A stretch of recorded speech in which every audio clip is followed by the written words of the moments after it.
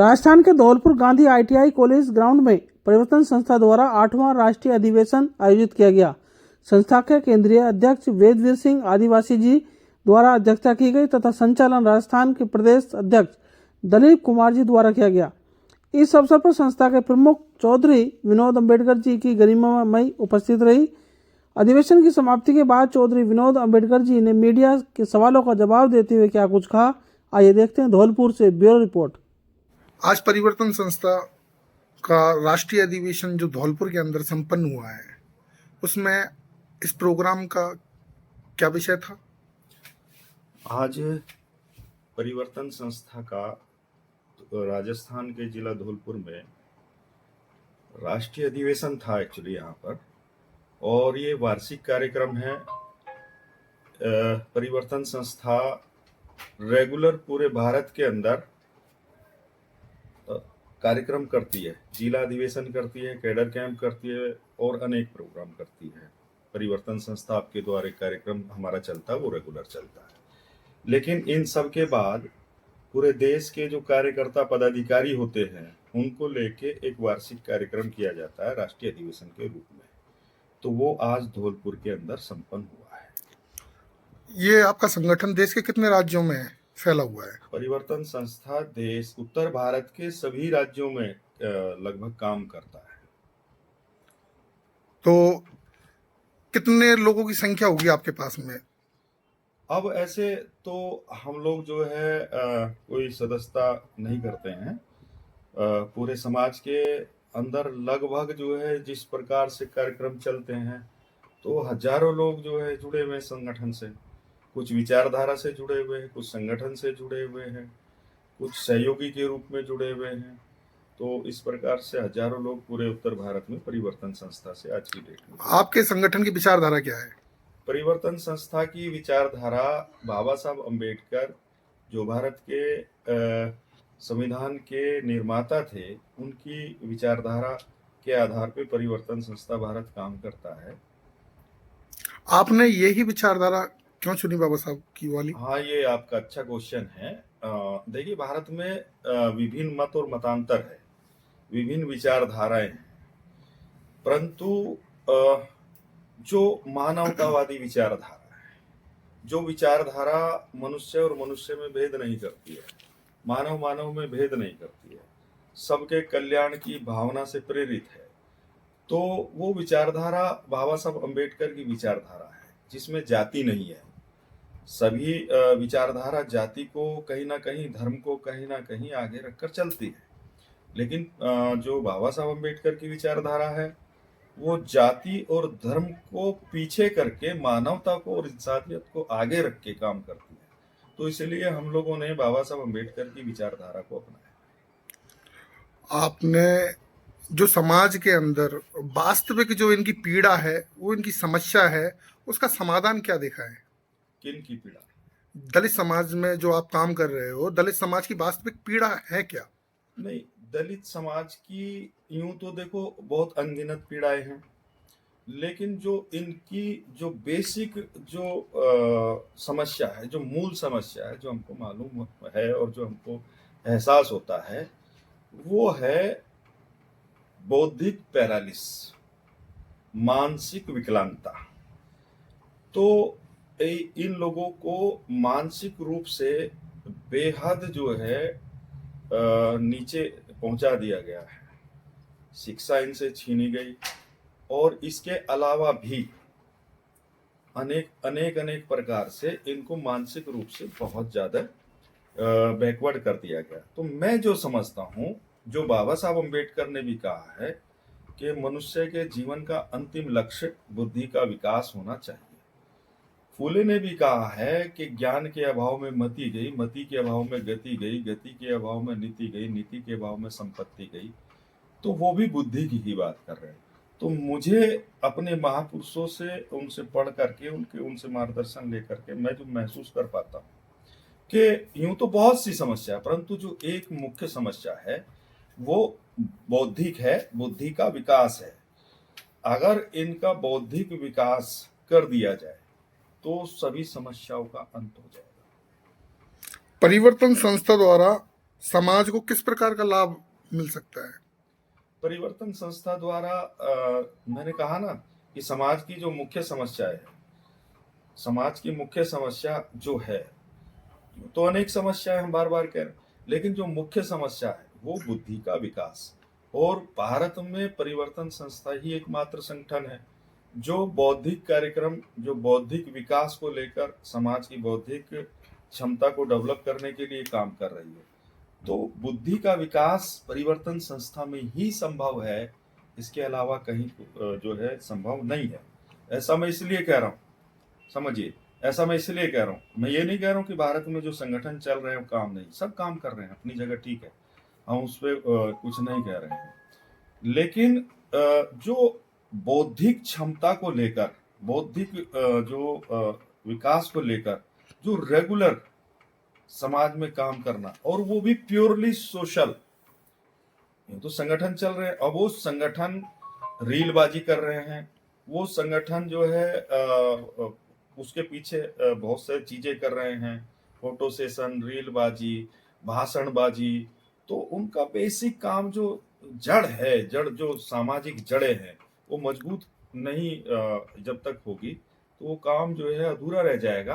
तो परिवर्तन संस्था का फोकस ही बुद्धि है, बुद्धि का विकास है, जिसके माध्यम से वो पूरे देश के अंदर अपनी क्षमताओं को लेकर के अपनी उनकी कैपेसिटी है, जो उनके अंदर जो आज इंफीरियरिटी है वो खत्म हो जाए, और जो उनके अंदर कैपेसिटी है वो उजागर हो जाए। तो उनको किसी नेता की भी जरूरत नहीं पड़ेगी, वो शिक्षा के माध्यम से समाज में अग्रणी भूमिका में आ जाएगी। तो आपके मुताबिक परिवर्तन संस्था एक सामाजिक संगठन है? प्योर सामाजिक संगठन नहीं है, प्योर सामाजिक संगठन। इतने सारे संगठन हैं भारत में, लेकिन समस्या यही है कि वो प्योर सामाजिक संगठन नहीं है। वो संगठन, उनके पीछे, किसी के पीछे कोई राजनीतिक मंशा है, किसी के पीछे किसी और चीज की मंशा है, लेकिन प्योर सामाजिक संगठन, जैसे कि बुद्ध जो है बहुजन हिताय बहुजन सुखाय के मूवमेंट को लेकर काम कर रहे थे, जैसे फुले प्योर सामाजिक जो है एजुकेशन के माध्यम से काम कर रहे थे, संत गाडगे साहब और पेरियार साहब जो है ढोंग आडंबर अंधविश्वास के ऊपर काम कर रहे थे, बाबा साहब अम्बेडकर ने पूरे के पूरे स्ट्रक्चर को, जो ब्राह्मणिकल स्ट्रक्चर है, उसको हिला करके उसको ध्वस्त किया, और ध्वस्त करके यहाँ इस देश के वंचित वर्ग को अपलिफ्ट किया। तो वो प्योर आंदोलन थे। मान्यवर कांशीराम साहब ने जो मूवमेंट चलाया वो प्योर, पहले प्योर था, वो बाद में राजनीति में तब्दील हुआ। सर, मेरा एक अहम सवाल आपसे है कि क्या परिवर्तन संस्था के पीछे आपका कोई राजनीतिक मकसद है? परिवर्तन संस्था पिछले 30 वर्षों से काम कर रही है, 1 2 3 4 6 वर्षों से नहीं, पिछले 30 वर्षों से काम कर रही है। जब मेरी उम्र 17 वर्ष की थी तब मैंने परिवर्तन संस्था के माध्यम से काम शुरू किया था, और आज 48 हो गई है, आज लगभग 30 वर्ष से ज़्यादा हो गया है। और ये समझिए कि आपने कार्यक्रम देखा है जी। तो आपको कार्यक्रम देख करके समझ में आया होगा कि किस प्रकार का ये कार्यक्रम था। तो ये इस प्रकार के कार्यक्रम पूरे भारत में चल रहे हैं, एक जगह नहीं चल रहे हैं, और एक वर्ष में एक कार्यक्रम भी नहीं चल रहा है। जिला अधिवेशन के माध्यम से, कैडर कैंप के माध्यम से बहुत से कार्यक्रम चलते रहते हैं पूरे वर्ष भर। परिवर्तन संस्था आपके द्वारा कार्यक्रम चलता रहता है। तो ये जो कार्यक्रम चल रहे हैं, इसमें कहीं हमने राजनीति की बात की नहीं की ना, कहीं भी हम राजनीति, और इस दौरान ऐसा भी नहीं कि हमको कोई प्रलोभन नहीं आए होंगे। बहुत सारे साथी जो है इस चीज़ के गवाह है कि 2014 में ही एमएलसी का हमको जो है प्रलोभन था। इसके अलावा बहुत सारे प्रलोभन बहुत सारी पार्टियों के द्वारा समय समय पर हमको मिले हैं, परंतु 30 वर्षों से निरंतर हम लोग जो है सड़क से और जेल तक हो आए सामाजिक मूवमेंट में, तो हम किसी पार्टी में नहीं गए हैं। तो इससे समझ में आना चाहिए कि हमारी राजनीतिक मंशा कोई है क्या। और दूसरी चीज ये है कि राजनीति कोई बुरी चीज नहीं है, राजनीतिक मंशा होनी चाहिए, लेकिन अब समाज को बेच करके, समाज को ठग करके, समाज को लूट करके, समाज का अहित करके यदि ये काम किया जाए, कोई कर रहा है, बहुत सारे लोग कर रहे हैं, हमारे लोग, तो वो जो है समाज के हितैषी नहीं है, और ये समाज में चल रहा है, ये समाज में चल रहा है और ये नहीं चलना चाहिए। और समाज की सबसे बड़ी समस्या यही है कि राजनीति करने वाले ईमानदार नहीं है। राजनीति हमारे समाज के, दलित समाज के जो लीडरान हैं, वो जो राजनीति कर रहे हैं, वो किसी के, उनके सर पे हाथ है किसी का, तब वो राजनीति कर रहे हैं। और जब चारा कोई देता है तो इशारा भी उसी का चलता है। तो हम लोग तो अपने परिश्रम से, अपने हुनर से और अपने धन से, अपने समाज के लोगों के धन से 30 वर्षों से निरंतर सामाजिक ही काम कर रहे हैं और आगे भविष्य में भी सामाजिक ही काम करेंगे। हम देख रहे हैं बाबा साहब अम्बेडकर, फूले साहू, पेरियार आदि जो है, कांशीराम साहब, दीना भाना और भगवान दास जी ने जो काम किया है वो प्योर सामाजिक काम था। और उन सब के जाने के बाद आज ये काम जो है कोई कर ही नहीं रहा। कोई 4 दिन काम करता है, रीलबाजी करता है, स्टंट करता है, कोई बैठ करके चुपचाप से जो है समाज को कोई मौनवती बन के जो है समाज को नुकसान पहुंचा रहे हैं। तो इस प्रकार से बहुत सारे लोग जो है समाज के ही लोग समाज का हित कर रहे हैं।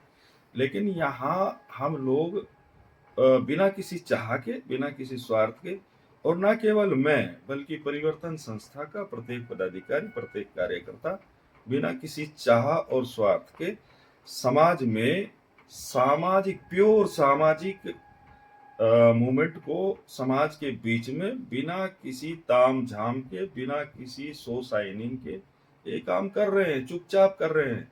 और उसका असर आज जो है, आज से पहले एक जाति में आप देखते थे, जाटव चमार जाति जिसको बोलते हैं, दलितों की अग्रणीय जाति है, तो उसी में आप आंदोलन देखते थे, बाबा साहब अम्बेडकर का, फूले साहू पेरियार का। लेकिन आज ये आंदोलन वाल्मीकि जाति, मेहतर जाति के अंदर भी, खटीक जाति के अंदर भी, मीणा जाति के अंदर भी, पासी जाति के अंदर भी, धोबी जाति के अंदर भी, तमाम जातियों के अंदर आज ये आंदोलन हम पहुंचा रहे हैं। और कोई दावा नहीं कर रहे, हम तो चुपचाप अपना काम कर रहे हैं और निरंतर ये काम आजीवन करेंगे। आपका कहना है कि आप अंतिम जातियों में अम्बेडकरवाद को, जो आज तक कोई लेके नहीं गया है, उस अम्बेडकरवाद को आप अंतिम जातियों में लेकर के जा रहे हैं, प्योर तरीके से लेके जाते हैं, और बाकी के जो लीडर है उनकी कहीं, उनके जो सामाजिक संगठन है उनमें राजनीति मिक्स है और वो अंतिम जातियों तक पहुंचे नहीं है, जातियों तक सीमित रह गए हैं। बिल्कुल मैं यही कह रहा हूँ। एक तो वो सब जातियों के नाम जरूर ले लेते हैं, जैसे बहुजन की बात कर देना, मूल निवासी की बात कर देना, दलित की बात कर देना, शेड्यूल कास्ट की बात कर देना, बात जरूर करते हैं। लेकिन वो जो बस्तियां हैं उन बस्तियों में नहीं जाते। उन बस्तियों में जो हमारी कंजर समाज की बस्तियां हैं, जो हमारे ढेवा समाज की बस्तियां हैं, जो हेला समाज की बस्तियां हैं, जो डूम समाज की बस्तियां हैं, जो मेहतर समाज की, मीणा समाज की, भील समाज की जो बस्तियां हैं, उनके बीच में जाकर उनका बौद्धिक जो है क्षमता नहीं विकसित करे, उन्होंने नहीं की है, वो नहीं कर रहे हैं। वो इसके पीछे केवल और केवल अपनी राजनीतिक रोटियां सेक रहे हैं। अगर नहीं कर रहे होते तो 131 सांसद है। लेकिन आज भी जो है आप देख ही रहे हैं, शोषण हो रहा है, जनजातियां हो रही है, अत्याचार हो रहा है, हकमारी हो रही है। और उसके बाद जो है हाय तोबा, हल्ला गुल्ला कुछ लोग कर देते हैं, रीलबाज और फोटो सेशन वाले, वो मुकदमा लिखा जाता है, उसके बाद कोई न्याय आज तक हमने देखा नहीं कि न्याय होता हो। तो ये सब लोग जो है राजनीतिक मंशा वाले अधिकतर लोग हैं, मैं सबको नहीं कह रहा हूँ, लेकिन अधिकतर लोग इनमें राजनीतिक मंशा वाले हैं। और अधिकतर लोग जो है जातिगत हैं, जाति की भावना लेकर ही काम कर रहे हैं और जो है जाति का ही लाभ पहुंचाने का काम कर रहे हैं। नहीं तो क्या ऐसे कारण रहे कि 125 वर्षों से जो आंदोलन चल रहा है बाबा साहब अम्बेडकर का, वो 1-2 जाति तक ही सीमित रह गया, जबकि मनी माइंड टाइम तो पिछले लंबे समय से समाज दे रहा है सबको। हालांकि हम लोगों को तो नहीं मिल पा रहा है, नहीं दे रहे हैं समाज के लोग उतना सहयोग, लेकिन जिन लोगों को दिया है तो उसके बाद भी जो है 1 और 2 जातियां ही बाबा साहब अम्बेडकर के मूवमेंट को समझ पाई, बाकी जातियां क्यों नहीं समझ पाई, ये एक प्रश्न है बड़ा समाज के सामने। तो इसलिए हम जा रहे हैं, यथा जितनी भी हमारी क्षमता है, जितनी भी हमारी कैपेसिटी है, जितने भी हमारे पास साधन और संसाधन हैं, उन सब को लेकर के जितना संभव हो सकता है उससे दुगनी गति से हम लोग जो है इन सब तमाम जातियों को, आज आपने देखा होगा कि परिवर्तन संस्था के मंच पे और कार्यक्रम में मीणा समाज के लोग भी थे, धोबी समाज के लोग भी थे, जी, देखने को वाल्मीकि मिला। समाज के लोग भी थे, और सब तमाम जाति के लोग थे, कोई एक जाति के लोग नहीं थे। और ये ऐसे भी नहीं कि जो है अभी क्या कि मतलब एक वो सेट कर देते हैं, जैसे कि एक सांकेतिक नहीं है कि सांकेतिक बना देते हैं, हाँ कि भाई चलो जो है फॉर्मेलिटी के लिए कोरम पूना। ये सब लोग जो है इस संगठन को सींच रहे हैं मिल करके।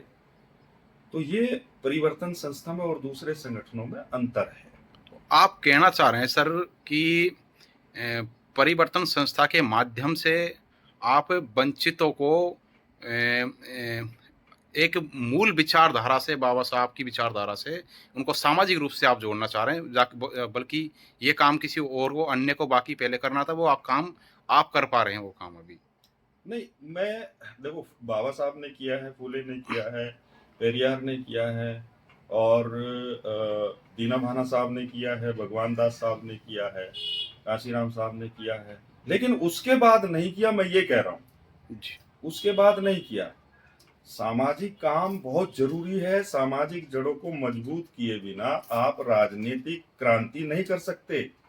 राजनीति में सबको भागीदारी मिल जाए, 1109 की 9 जातियों को भागीदारी मिले, तो वो जब तक सामाजिक रूप से वो जातियां इकट्ठी नहीं हो जाएंगी, वो सामाजिक रूप से एकजुट नहीं हो जाएंगी, वो कैडराइज तैयार नहीं हो जाएंगी, तब तक तो जो है राजनीति में कोई भागीदारी आपकी सुनिश्चित नहीं हो सकती। रहमो करम से दूसरे के जो हाथ रख के जो चल रहे हैं वो हो सकता है, वो चल रहा है, वो चलता रहेगा। लेकिन आप कह रहे हैं कि वर्तमान में जो एक बहुजन शब्द है वो एकमात्र राजनीतिक शब्द है, और राजनीतिक रूप से भी ये बहुजन जुड़े हुए नहीं है, सामाजिक तो छोड़िए। सच्चाई तो यही है। देखो सच्चाई लोगों को हजम नहीं हो रही, झूठ में बोल नहीं सकता, लेकिन सच यही है कि बहुजन के नाम पे या मूल निवासी के नाम पर या दलित के नाम पर लोग बात कर रहे हैं, लेकिन उस सांचे को, उस ढांचे को तोड़ ही नहीं पा रहे हैं, जातियों से ऊपर उठ ही नहीं पा रहे हैं।